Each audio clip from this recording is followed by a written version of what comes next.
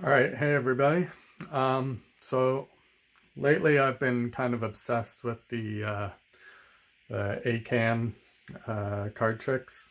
So A.C.A.A.N means A.C.A.A.N, which stands for any card at any number. And I've been just kind of messing around and watching different videos and stuff like that. And I kind of came up with my own uh, version that I think is pretty darn good. Um, I'm gonna do a little demonstration. I'm sure some of you guys are gonna be able to figure it out just from the demo, but afterwards I'll also teach it. So just to go through what it entails, first of all, I've got it written down here. You can use any deck of cards. It can be borrowed. The spectator can think of absolutely any card they want, so it's a free choice. Spectator can think of any number, preferably between like 4 and 45. One is because like 4 is, or like anything less than 4 is not, doesn't have a very dramatic outcome, and you don't want to have to end up dealing like 52 cards. So you can explain that that's the reason you're avoiding certain numbers. You can, or yeah, the spectator can deal their number, like any card. So like any number that they think of. So let's say they think of 14 or something. They can deal the cards themselves. They don't even have to tell you the number. They could just deal whatever number they think of. Okay, so the spectator can turn over the final card, so they can do it themselves. Like the spectator's handling the cards 50% of the time. But the cards have to be dealt face down. If you'd like, this card can be signed. Like if you feel like you need to sign or prove something that way. So there's no math, no memorization, no gimmicks at all. And at the end of the trick, everything can be examined and handed out. Oh yeah, I don't know if I mentioned the spectator can shuffle at the beginning. So they can shuffle all they want till the cows come home. All right, so here we go. I'm going to get into the presentation. And yeah, like I said, spectator can shuffle the cards. So just pretend I pass this to the spectator and the shuffle like this. All right. So then you spread out the deck and have them touch a card or point to a card. Let's say they point to this one. Okay. There you go. So memorize that card. And it's going to get lost in the deck. And we'll just do a Pharaoh shuffle right now.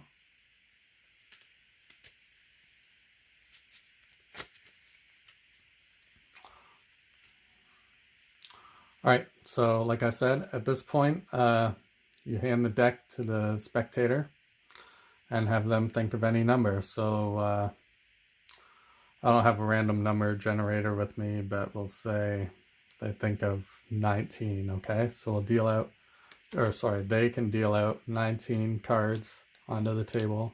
3, 4, 5, 6, 7, 8, 9, 10, 11, 12, 13, 14, 15, 16, 17, 18, 19. And then if they like, they can keep going or they can stop there, okay? So we square these up. Now let's just do a recap. So what happened was they thought of you spread out the deck. they pointed to a card. It was an absolute free choice. They also shuffled the deck, and then they dealt out, what, 19 cards? Okay, so now at this point, you can have them turn over the card they dealt to. And then everything at the end of the trick can be examined. So that's my version of any card at any number. And if you don't want to learn how that's done, and if you want to keep it a secret, then I suggest you stop the video now. And if you do want to know how it's done, then I'm going to explain it, because I think it's too good just to keep to myself. So this is my gift to the magic community, but please share amongst magicians and don't reveal this trick. Okay, so there's a few different methods for how you can achieve this, but like during the performance, I'm sure some of you probably figured it out. But what I used was something called a cull, which is as soon as somebody points to a card. So let's say, you know, they can shuffle the deck. They're shuffling, okay? It's a regular deck. It can be borrowed. As soon as someone points to one, let's say a 6 of diamonds there.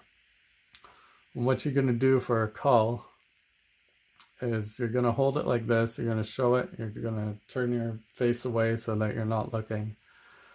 And you're just going to hold it between your fingertips of your, like the hand that you deal with.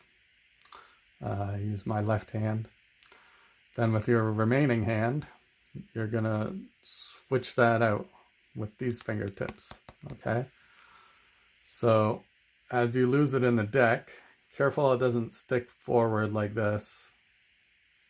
Or if it goes backwards, it's not too bad, but try to keep it right flush with the rest of the deck, because if it's out like this, then they're going to see a card moving around. But if you put it right here, then what's happening underneath is you're transferring from these fingertips to these fingertips. And on top, your thumb is grabbing the card above, okay? So as you grab that card above, this is what happens. You're gonna push with this hand, pull with that hand, and then feed the rest of those cards underneath, like that. And now you got their selected card on the bottom of the deck, which is where you need it. Okay, so let's do that again. We'll keep that same card. And flash so that they see it. That's the one they pointed to. They could have pointed to the one above it or below it or this one down here or whatever. But they pointed to this one. So what you're going to do is that move, just like that. And all these are going underneath. Okay. So I'll do that one more time. And this is how it looks in full speed. That looks like crap. I gotta spread the ones before it a little thinner. Full speed. Just like that, okay? And then when you shuffle, I did a Pharaoh shuffle because the other kind of shuffles, like I usually drop cards because I suck at shuffling. But if you don't want to do a Pharaoh shuffle, you can shuffle like this. So you can use these fingertips just to retain that bottom card, like this, as you shuffle all the other ones above it. Okay, so from this view, it just looks like that. And each time you're just pulling that bottom card off, as well as the top one, and then more top cards above it. Okay, so that's one way to shuffle. I think you can do a Hindu shuffle as well. Just like that. Making sure you pull off the bottom pack. All right, So at this point, this is a very risky move,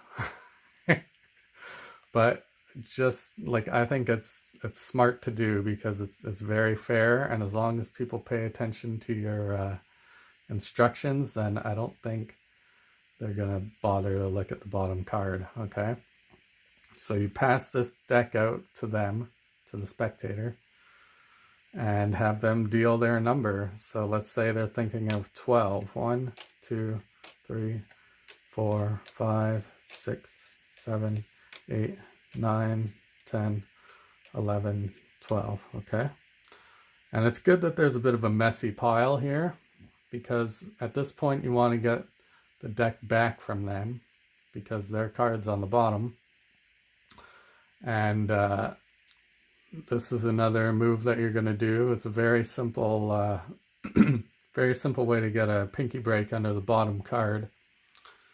And what you're going to do is, with your dominant hand, you're going to use your index finger just to put some pressure on this corner and pull towards you.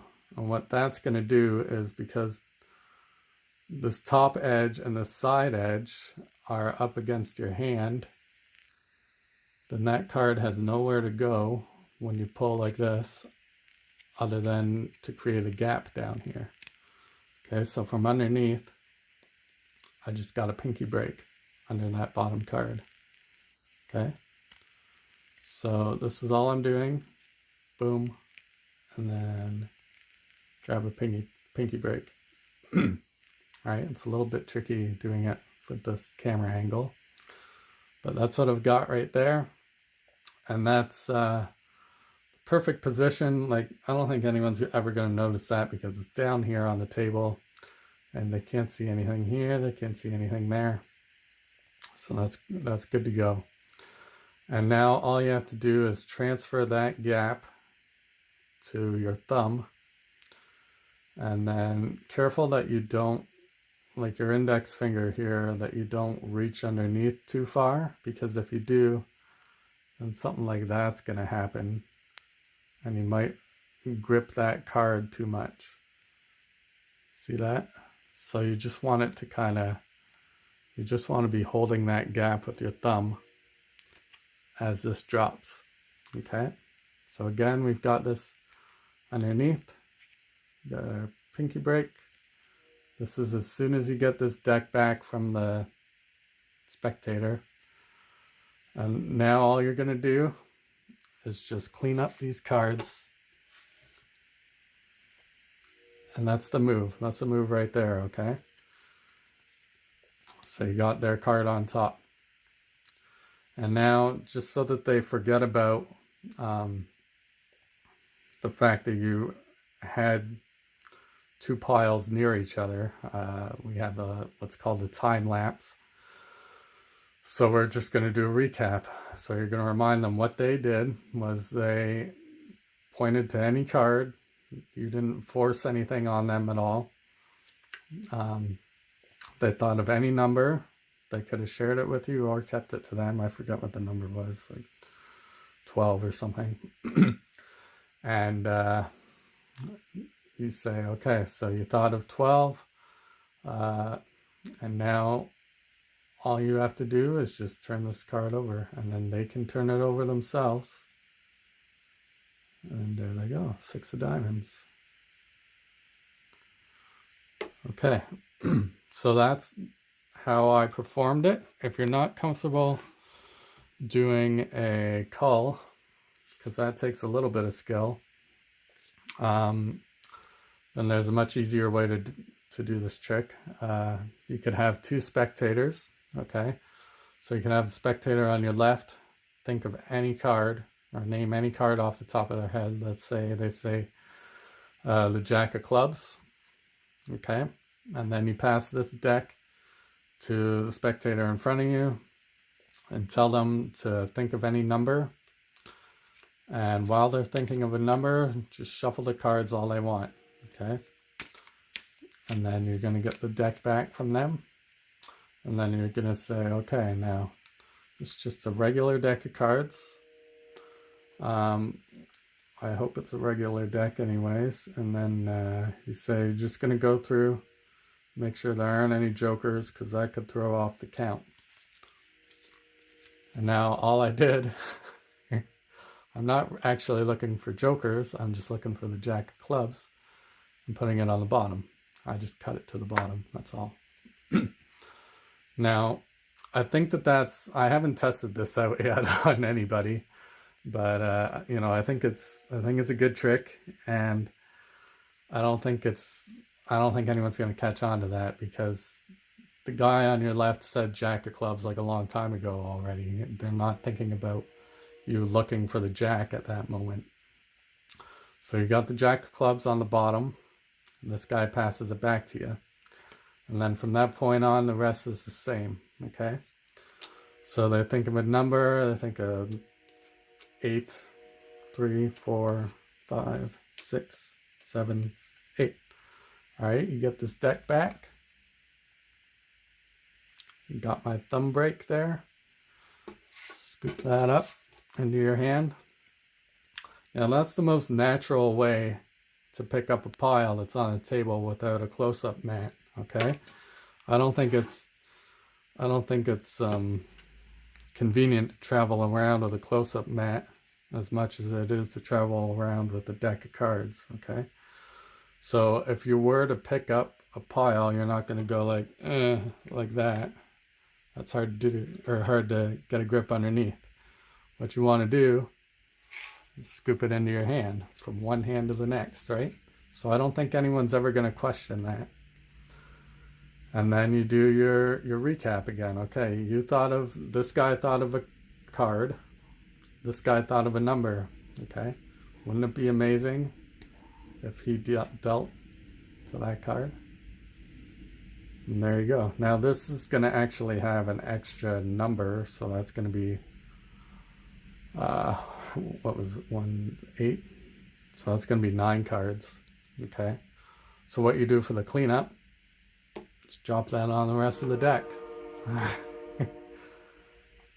So they're not going to know how many cards were actually there. And then they can, you know, go through the deck, look over everything all they want. So I hope you like what I came up with for any card at any number.